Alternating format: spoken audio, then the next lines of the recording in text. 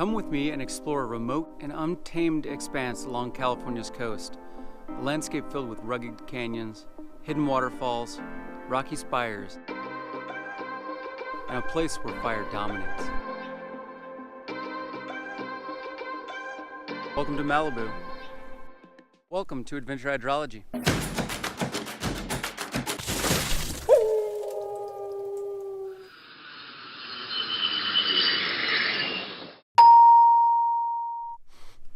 If you were here, you could smell the ashy, wet, stinky post-fire smell. It's like when you put out a campfire, pour a bucket of water in and that smoky, wet firewood smell. That's what it smells like right now, and that's what all of Malibu smells like right now.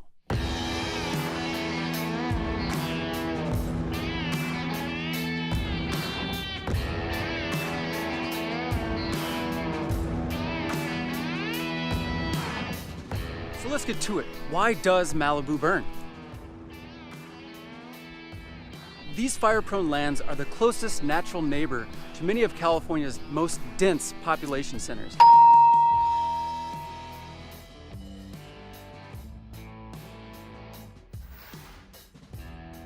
Southern California shrublands have adapted to a regime of infrequent but sometimes very intense fires. So that means that the fires out here in Malibu have the ability to destroy everything. Trees, shrubs, the landscape annihilated. And historically, those fires occurred in the fall. But thanks to a longer summer season and an extended drought made worse by climate change, fire season doesn't just last from September to November, it goes year-round.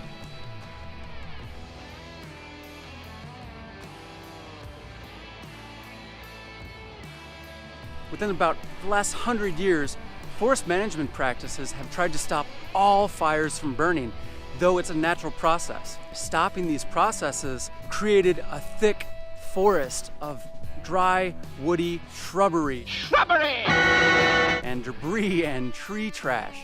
In the right scenario, it goes up in flames.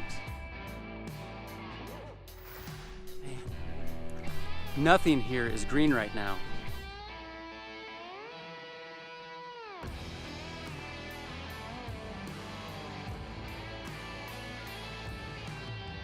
The mountains around Malibu, more or less, run east to west. That means water and wind has shaped these rugged canyons. I am stuck.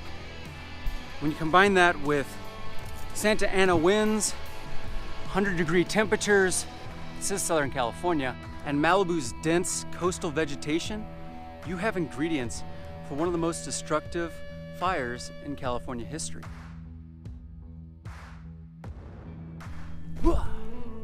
Post-fire soils become hydrophobic. That is, after an intense burn, these soils change. They become scared of water, hydrophobic, and they have the ability to repel water as opposed to let it infiltrate. So when it rains, not only does water quality get really terrible, we also get debris flows, mudslides, landslides, and that's because there's no longer any vegetation holding this landscape in place. Some scientists believe that the focus on climate change as the primary reason for increasingly destructive wildfires is critically important, but is also too narrow. And that's because it doesn't take into account the effect we, people, have on these ecosystems. Natural disasters like fires and hurricanes and earthquakes, even tornadoes and mudslides, are not disasters on their own. If a tornado rips across Kansas and it doesn't do any damage, then it's ignored.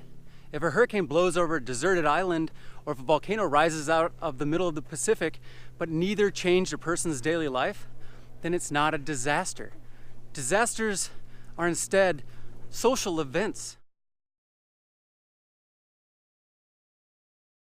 If these places are accustomed to fire, and we are affected by that fire, should we continue to build in these rugged, hard to reach, and yet amazingly beautiful environments? You tell me.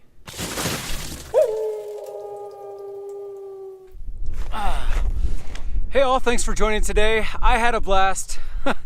Look at this place. How could I have not? Make sure to click that like button, subscribe to this channel, join me on these adventures.